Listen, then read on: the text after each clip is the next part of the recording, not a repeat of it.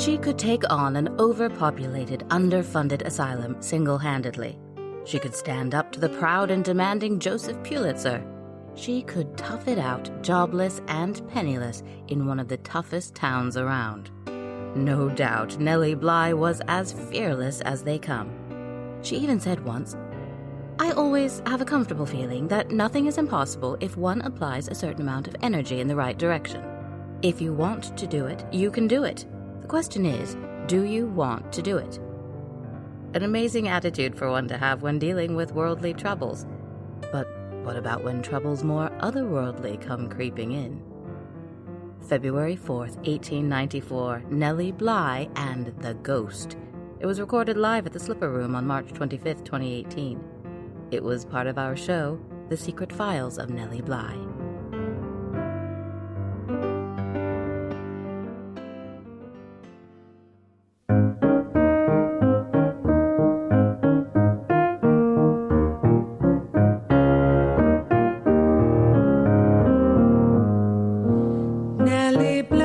Nellie Bly, bring the broom along.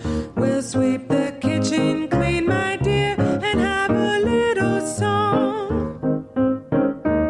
Read all about it, folks. A New York World exclusive. Nellie Bly uncovers doctor's office used for selling and trafficking of poor infants. Read the whole shocking story here.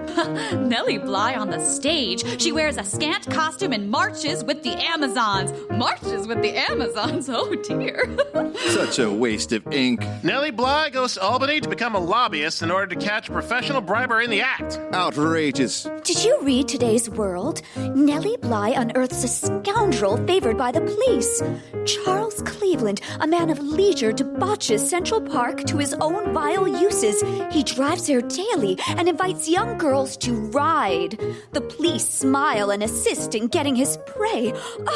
Can you believe that? Such trash. You're talking about that horrid man, I hope. I was talking about that rag you call a newspaper. Nellie Bly spars with gentleman Jim Corbett. 4 rattling rounds with the champion pugilist according to prize ring rules. Bly draws first blood and keeps the champion on the run with her fierce uppercuts. Aha! Yes! Yes! Right on the jaw! That's just what I would do! What's that you're reading, dear? Oh, nothing. A swindling magnetic doctor caught at his tricks. He has advertised to give a big free exposition in Brooklyn tonight, but Nellie Bly has discovered, just in time, he uses ingeniously secreted wires by which he demonstrates... Malarkey!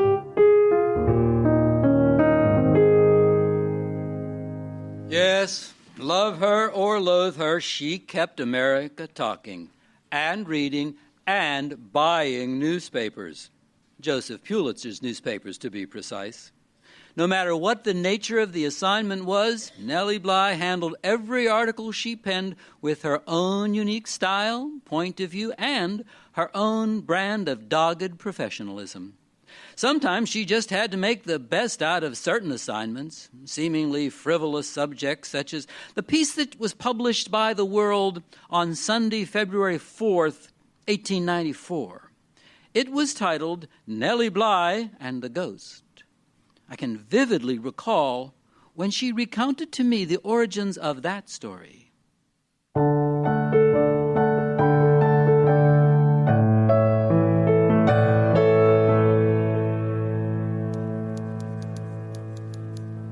You know this is a ridiculous assignment, Mr. Pulitzer. Close the door, Miss Bly. Please, please, just close the door. I can hear all those horrible sounds. Every sound I hear feels like a hammer to my brain. I have a difficult time dealing with loud, noises. Spending a night in a haunted house. Ha! In New Jersey, no less.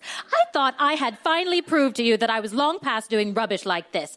Really, I have much grander ideas for stories if anyone is interested in listening. What's this? Afraid you'll find the ghost, perhaps? Pshaw! I have a terrific story where I could board an actual submarine. Take this up with your editor. Why do you keep coming to me with these things? Because they listen to you, Mr. Pulitzer. You're the big boss around here, aren't you? I still don't see what this has to do and with me. You despise that editor as much as I do. Yes, but he is a necessary evil. So what does that make me? Just write the story. You've done wonders with dreck like this in the past. Spin that straw into gold. If I find an actual ghost, could I get a raise? Capture a ghost, and you can have the moon. Good luck. I raced around the world in just 72 days without getting even a bonus from you. How much does that imbecile editor earn a week? His annual salary is no... Ugh! And how much wider is the New York World's circulation due to my work? Will you just take the assignment, Miss Bly, and we shall talk of that another... time. Oh, my ears.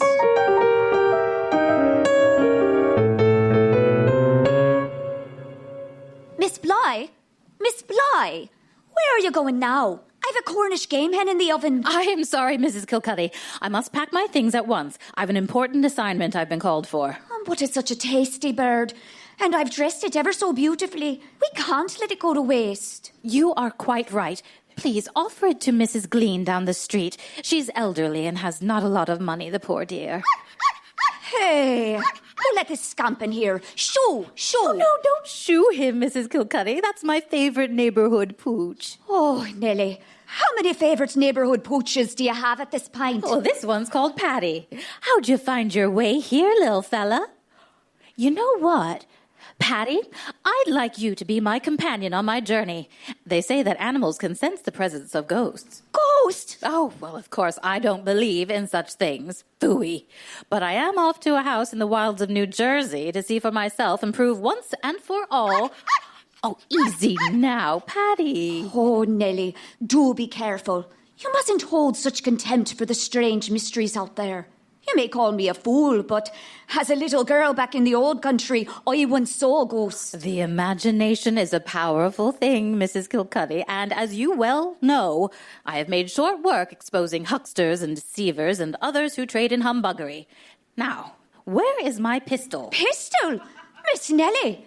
Here it is. Good, still loaded. I'll bring another one just in case. Miss Nelly, you can shoot guns. Oh, there's nothing to it. I learned from Emma Hickok, stepdaughter of Wild Bill. What a lady. She could give Miss Oakley a run for her money. But you can't shoot at a ghost, can you? No, but I can shoot at a charlatan, a thief, or a tramp. I predict it's someone of that order trying to scare folks away so that they can have the house for themselves. Have you ever shot a person before? Well, no. Could you? Well, I don't know. How long will you be in this house? Oh, just one night. And with whom? Oh, just me and my lonesome. Oh, and Patty here. Miss Nelly. Oh, the deal is, I'm supposed to stay there from midnight to cock crow. Believe me, I'd love to find a ghost, but I really don't believe in them. And whose spirit is supposed to haunt this house? Well, legend has it that a beautiful girl was murdered there and buried in the cellar. People who have lived in the house have solemnly sworn to having heard all kinds of strange and terrifying noises, and to having seen, in the darkness, a little waxen hand that beckoned them. None of them ever dared to follow. Balderdash, I say. Oh, my. Well, this hand apparently opens and closes the cellar door when people are sitting in the kitchen while it's brightly lit. The latch lifts and the door opens and shuts, and evidently an invisible form passes through. This is proved to be more than human nerves can stand, and tenant after tenant who've been attracted by the cheap rent have had to give up and move away. Lately, the house has been given up entirely to the ghost. No one will live in it, and the story of the uncanny visitations will spread over the entire county, making the place one of horror to everybody thereabout. It has been impossible to convince those who have lived in the house and still live in the county that they have not seen and heard the ghost. One family declares that the spirit of the dead girl was seen in the barn milking a phantom cow with one horn. As I said, balderdash. But, Miss Nelly, what if there are no spirits, but indeed some treacherous rapscallions hiding in wait? You'll be all alone in that miserable place. I'll be fine, Mrs. Kilcuddy. You mustn't worry. Well, I think I have everything I need. 2 revolvers, a knife, a dark lantern to show me ghosts, a copy of A Strange Story by Sir Edward Lytton to freeze my blood in case I get bored. This copy of Life's Monthly Calendar in case the proceedings become too gloomy. Traveling rug, check. Flannel robe. Oh, and of course you, Patty. I must be on my way, my good Mrs. Kilcuddy. I have to catch the 7:30 ferry leaving from Christopher Street to Dover, New Jersey. So long.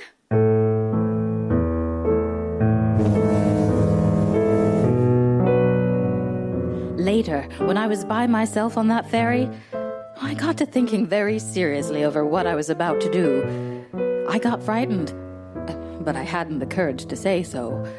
Anyway, it was too late to retreat, for I had made my boasts and given my promise to that arrogant editor of mine. I was not afraid of ghosts, or at least I thought I wasn't. I did not believe in them, but I did fear my imagination, my nerves. I feared myself. We reached Dover all too soon. Miss Bly, is that you? Yes, are you... I'm Ben Wilkins. This is my Mrs. Joy. The one and only Nellie Bly, here with us in the flesh. Oh, what an honor to meet you, Miss Bly. Yes, pleased to meet you too, but come now. The house is about 16 miles from here. It's gonna seem like 30 miles in this snow. Yeah, enjoying the spring weather of ours? Sled is all hitched up. Come this way.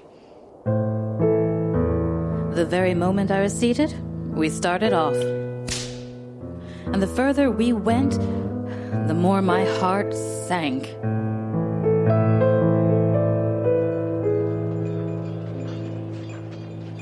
Are you warm enough, Miss Bly? Yes, Mrs. Wilkins. What a cute pup you got there, Miss Bly. His name is Patty. When I decided to go ghost hunting, I thought I would take a dog, for it's claimed by ghost experts that dogs can see ghosts when mortals cannot, and that the hair on a dog's back will indicate the presence of a spirit as quickly as a thermometer will indicate a change in the temperature. Huh. I'll tell you, I didn't need no dog to do the seeing for me up at that house. Ben spent a night there himself last week. That's when we decided to put word out to the newspapers. It hasn't been the same ever since, eh, Ben? How is your courage, Miss Bly? Well, I brought it all with me. But I'm a bit frightened, if I'm being completely honest.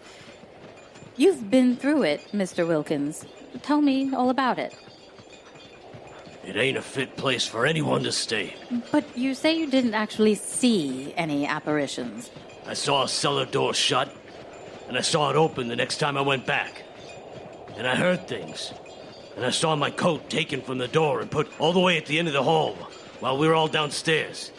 Things that couldn't happen all by themselves. Are you afraid, Miss Bly? I'm afraid of living things. Counterfeiters, moonshiners, and tramps. Do you think there might be such people in the house, that they do all these strange things merely to keep the place free for themselves? Oh, really? Let's allow Ben to keep his eye on the road ahead. We'll soon be up on Maze Mountain. Oh, it's a very steep, wild place. Once when Barnum Circus was driving down the road, some horses ran away, and the wagon and all tumbled down into the valley below. The horses and drivers were killed, and a number of wild animals escaped. Here's the place.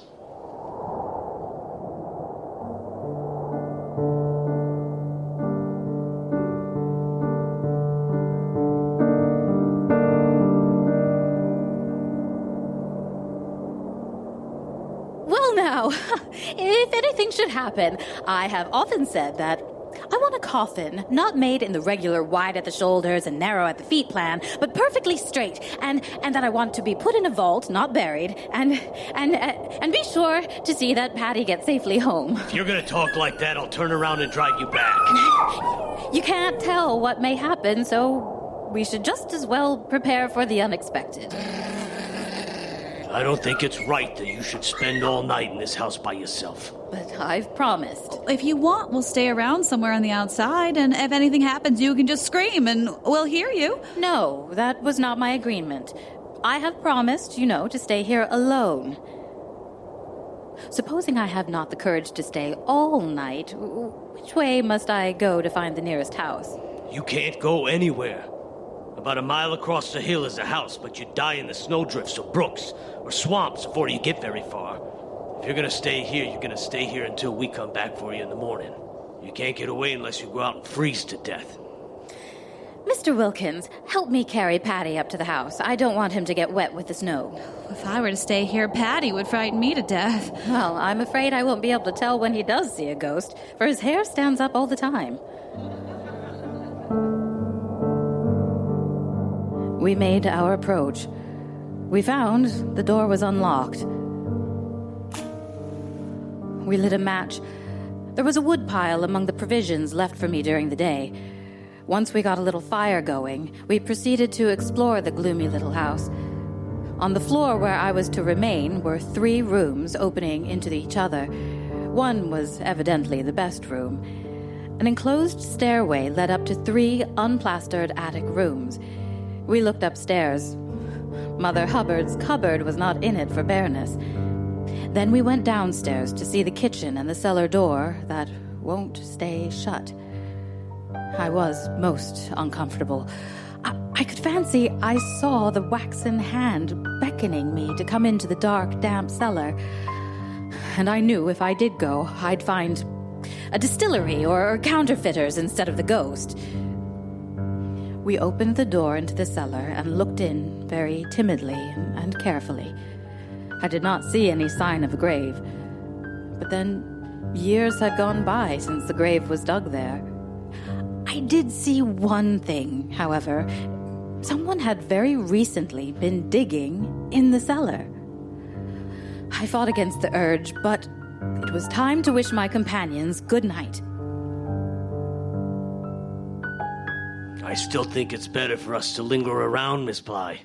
I feel like a brute going away and leaving you alone. No one can tell what might happen. Well, whatever happens, I'll die hard with my knife and 2 revolvers. Josephat, revolvers? You know, I can drive out. I can't sleep anyways.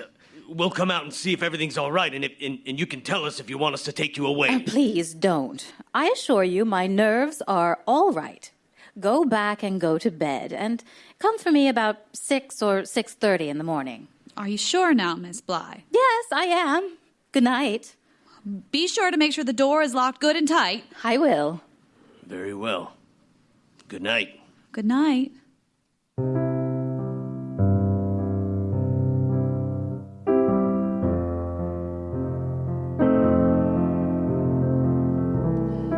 Allow me to interrupt for a moment. A great deal of what you've heard so far was mentioned in the article that was published in The World, February 4th, 1894. What is detailed in the article from this point, in my view, is rather anticlimactic. There are some noises that startle our heroine, some bumps in the night and strange sounds coming from a door, the source of which Nelly discovers are accidentally caused by Patty the dog. The pistol is drawn, but never fired. Nelly ends up falling asleep peacefully and being awakened by Ben Wilkins, who was watching the whole time, etc., etc., etc. So far as stories go, a wonderful setup is followed by a rather pedestrian excuse for a payoff. It's a pity, because the real story was much more interesting, and Joseph Pulitzer and his editors refused to print it. Here's what really happened, according to Nelly. Her nerves were never really like that again. There definitely were some noises afoot. Ah! Oh, Patty! What is it, Patty? What is it? What was that? Please, oh, please, let it be a tramp. Oh, Patty, I'm too afraid to go into the kitchen to see. I'm so frightened. Oh, come on, girl. Pull yourself together. Straighten up. Go on. Patty! Patty! Don't leave me here alone. Oh, Patty! Patty! Patty boy! Patty! Patty, darling! Patty? Oh, dear. Oh, my. my pistol. Where's my pistol? Oh, here it is. Oh, all right, you. I am warning you. I'm armed, and I'm going to enter the kitchen. Surrender now, and you will not be hurt. It's time to give up the game. I'm coming in.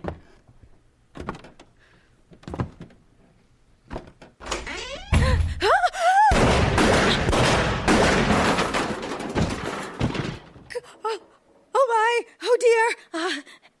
Hello? Oh, Patty! Hello? Who is that? It's me, Ben Wilkins. I've been shot. Mr. Wilkins? Oh no! I've been shot in the leg. Did you just shoot me, Miss Bly? Mr. Wilkins! I'm very sorry to have injured you, but it seems that I've exposed this charade of yours. Charade? You were the ghost, eh? It's what I suspected all along. No, believe me. I never left the grounds because I felt too guilty to leave you here alone. And then I heard you scream, I need a doctor. Well, we'll get you to a doctor. Only first, you'll tell me one thing. How did you achieve that effect? Effect? Don't play coy with me, Mr. Wilkins. You know, the diaphanous hand that beckoned to me from behind the door. I must know how that was achieved. You saw it then? The ruse is over. Make your confession, and I will go easy on you and Mrs. Wilkins in my article. Easy on me? Ben? Oh, Ben! Oh, what in heaven's name? While Mrs. Wilkins went to fetch help for her husband, I quickly studied the house with a closer eye.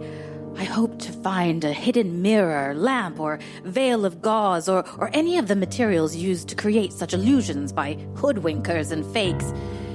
But I could find nothing. The next day, back in the offices of the New York World. No! We cannot run this piece, not like this! But, Mr. Pulitzer, this is an excellent story, filled with action. The public will thrill to this adventure. I think I know my readers better than anyone. You do not seem to understand, Miss Bly. You shot and injured an innocent man. The only reason you're not sitting in a jail cell right now is that I have very swiftly handled the matter and compensated poor Mr. Wilkins for his horrible trouble. Compensated? Compensated? So that's it, eh? If I wanted proper compensation from you all this time, all I needed to do is have someone shoot me in the leg? Get out of my office, and don't you dare! Ah! So that's all there was to it. Nelly's editors rewrote the story, particularly the second half of it, so that it wouldn't be a total loss for the paper, but it left an awfully bitter taste in Nelly's mouth. In fact, she was afraid she was becoming too familiar with that flavor of injustice. It was not long after that she took a very long hiatus from reporting. About a year later, she shocked all of us when she married the wealthy industrialist Robert Seaman. Seaman was 42 years her senior. However, what did not shock us is that, being the force of nature that she was, she ended up taking a very active role in her husband's business. How active? Well, how can I put it? I still have a copy of her business card from that time. May I read it to you? The Ironclad Factories are the largest of their kind and are owned exclusively by Nellie Bly, the only woman in the world personally managing industries of such a magnitude. Quite a business card, eh? Quite a woman. Still, I think that night she spent in that haunted house outside of Dover, New Jersey, always stayed with her. And when we spoke over tea and sandwiches, she would often continue to puzzle at length over what could possibly have created that seemingly transparent hand at the doorway. She never did reach a conclusion that suitably satisfied her.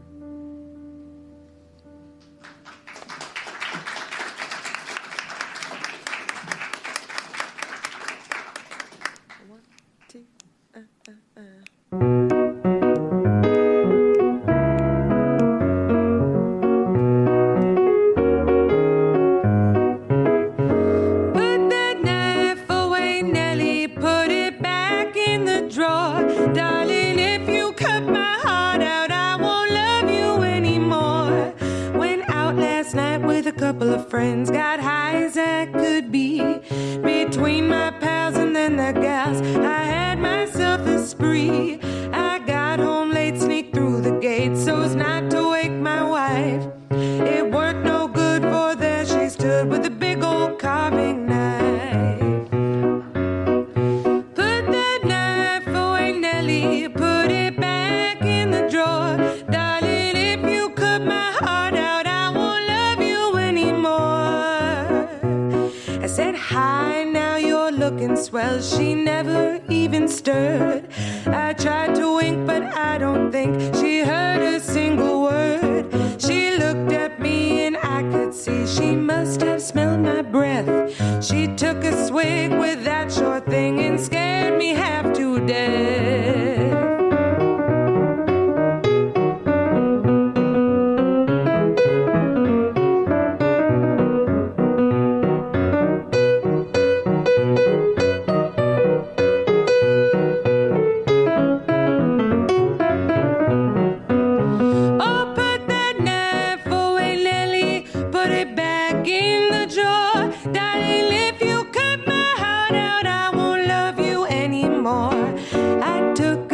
She took a step, then I took 3 or 4. She missed me in the kitchen, but she stabbed the kitchen door. She battered like a brandy cake for missing that away. She would have cut me plumb in half, so then I had to say, put that knife away, Nelly, put it back in the drawer. Darling, if you cut my heart out, I won't love you anymore. Look here, woman, if you don't like them, they're jails. You better take that carving knife and manicure your nails. Then I dove out the window, 'cause I couldn't reach the door. I got outside and cried, and then I cried some more. Put that knife away, Nelly, put it back in the drawer. Darling, if you cut my heart out, I won't love you anymore. Put that knife away, Nelly, put it back in the drawer. Darling, if you cut my heart out, I won't love you anymore.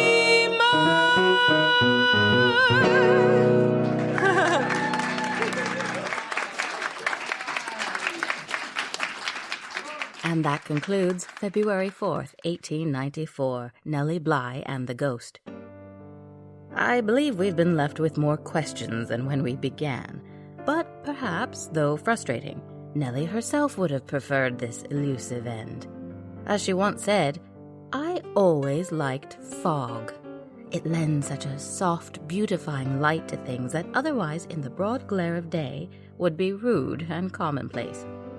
Yes, perhaps it is better, after all, that the light be dim and things barely discernible, than to lose all mystery and exposure. But to unveil the mystery of this talented case, Joseph Pulitzer was played by Alain Laforest, Arthur Brisbane was played by David Linton, Mrs. Kilcuddy was played by Mary Murphy, Ben Wilkins was played by Eirik Davey-Gislason, Joy Wilkins was played by Kacie Laforest, and the part of Nellie Bly was played by me, Ali Silva. The song, Put That Knife Away, Nelly, was written by the team of Maxwell, Herrick, Haynes, and Burns. It was performed by Martina DaSilva, accompanied by Nico Sleator. February 4th, 1894, Nellie Bly and the Ghost was written by Silbin Sandovar. It was directed by Payne-Strange. The Secret Files of Nellie Bly was produced by Gustavo Rodriguez, Daniel and Rebecca Graves, and me for Fireside Mystery Productions. Jason Graves composed our theme music. Our musical score is improvised by Steve Blanco. Our sound effects designer and engineer is Greg Russ. Our technical director at the Slipper Room is Johnny Goddard, and our production coordinator is Brontes Shane Orengo.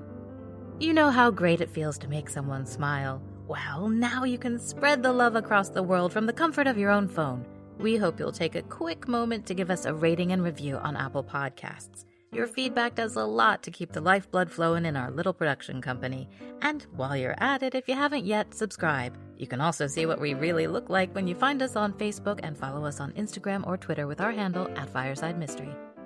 You may not be able to see us through your earbuds, but trust me, we look fabulous, and you could look fireside fabulous too. We have lots of Fireside Mystery Theater swag that would make great gifts you can score for yourself or for the FMT fan in your life.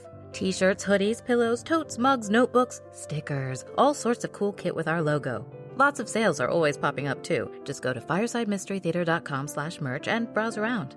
It just so happens that we have a sale currently going in celebration of World Book Day. Today, Monday, April 23rd through Wednesday, April 25th, you'll find all of our merch discounted when you use the code READ30. That's READ30. Don't miss out. Our next live show takes us on a trip back to that freaky town we like to visit, Sunken Harbor, the Strawberry Festival. Join us at the Slipper Room on Sunday, April 29th at our new time, 5 p.m. Tickets are on sale now at slipperroom.com. Don't forget to check out our recommendation of the ever-fascinating Breaking Walls podcast. You can find it wherever you're listening to this one. It's a great documentary-style podcast created by James Scully that dives into some fun and little-known details about the golden age of radio. He's got an episode coming up in May that I'm quite looking forward to. It's an exploration of the radio career of Orson Welles between 1937 and 1941. As you can imagine, Welles has been a huge influence on what we do with Fireside, so we can't wait to hear it. Mr. Scully is also cooking up some original audio drama too. So the Breaking Walls podcast feed is one to keep an ear on. Stay tuned for February 18th, 1894, The Siren of the Coleman House. It will be the fourth and final podcast installment of The Secret Files of Nellie Bly. Have we saved the best for last? Oh, why not do your best to find out? We promise not to keep you waiting too long. This is your own Ali Silva, releasing you to your own imagination. And until our next encounter, do remember to mind the shadows.